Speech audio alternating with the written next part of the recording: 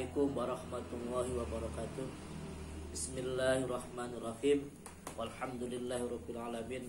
Wassalatu wassalamu ala sayyidina wa maulana Muhammadin wa ala alihi wa ashabihi ajma'in. Subhanaka la ilma lana illa ma 'allamtana innaka antas samiul alim. Allahumma anfa'na bima 'allamtana wa 'allimna ma yanfa'una wa zidna ilman nafi'an. Amma ba'd. Pemirsa dimanapun Anda berada yang berbahagia, alhamdulillah kita hari ini telah memasuki hari yang ke-16 Ramadan. Itu artinya nanti malam kita akan memasuki malam ke-17 Ramadan. Tanggal 17 Ramadan adalah tanggal istimewa dalam Islam. Kita temukan dalam beberapa kitab sejarah, bahwasanya di tanggal 17 Ramadan ada beberapa peristiwa besar yang terjadi yang menjadi titik balik dari Islam. Peristiwa besar itu yang pertama adalah turunnya Al-Quran pertama kali di tanggal 17 Ramadan. Kita ketahui bahwasanya Al-Quran adalah mukjizat paling besar yang diturunkan Allah kepada hambanya, kekasihnya Nabi besar Muhammad SAW. Berbeda dengan mukjizatnya nabi-nabi terdahulu. Kalau kita membaca sejarahnya Nabi Musa diberikan mukjizat dengan tongkatnya. Tongkatnya itu berfungsi hanya ketika pada masa Nabi Musa. Begitu juga mukjizat nabi yang lainnya, Nabi Isa. Ya, mukjizat itu ada ketika nabinya masih ada. Berbeda dengan Al-Quran. Al-Quran mukjizat bagi Nabi Muhammad, juga bagi umatnya sampai nanti akhir zaman.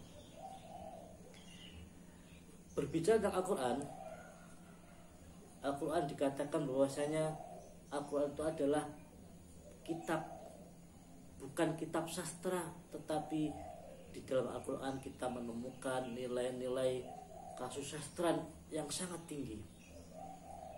Al-Quran bukan jurnal ilmiah, akan tetapi kita temukan di dalam Al-Quran menginspirasi banyak sekali temuan-temuan ilmiah yang modern.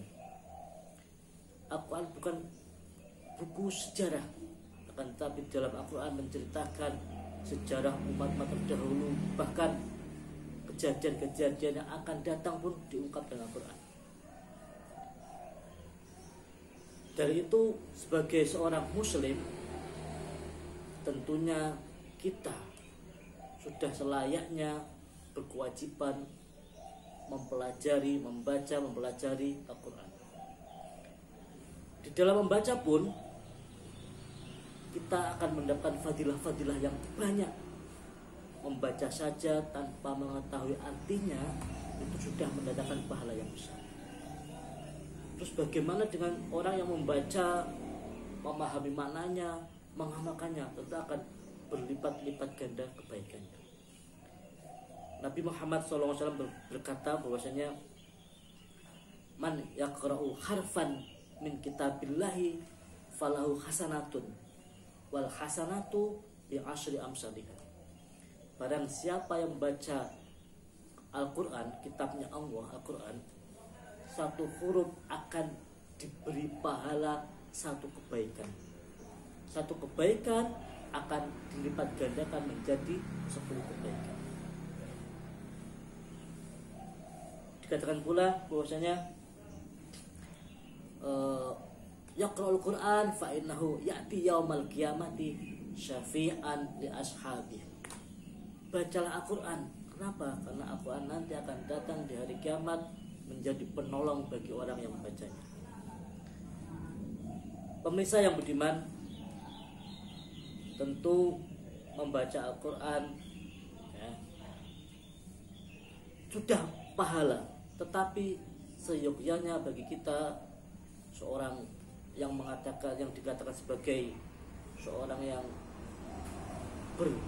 berada pada dunia pendidikan, tentu membaca saja tidak cukup, karena harus membaca, memahami, dan berusaha mengamalkannya.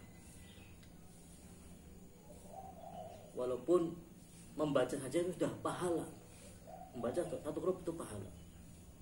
Namun seyogyanya kita juga bisa meresapi maknanya, kemudian mengamalkan. Lebih-lebih kita meneliti kandungan Al-Quran, karena di dalam Al-Quran ini banyak sekali kita temukan ilmu-ilmu dari Allah Subhanahu wa Ta'ala.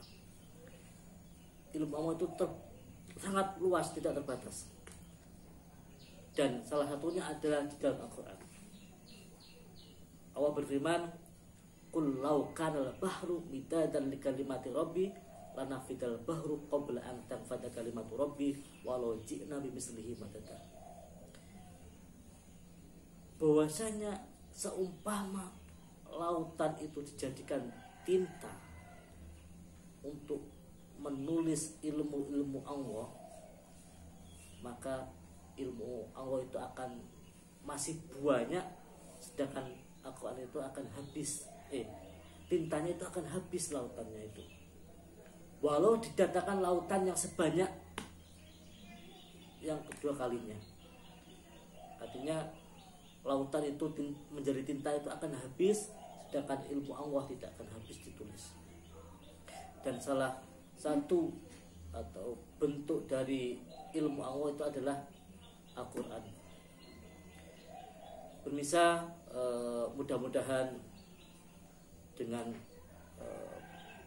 beberapa materi yang sedikit ini kita bisa memanfaatkan, kita bisa mengamalkan, membaca Al-Quran tiap hari, berusaha memahami maknanya, kemudian mengamalkan apa isi kandungannya. Di dalam Al-Quran ada ilmu yang tak terbatas, ada hikmah-hikmah yang tak terbatas. Mudah-mudahan kita jadikan sebagai Ahlul Quran, Ahlul Quran.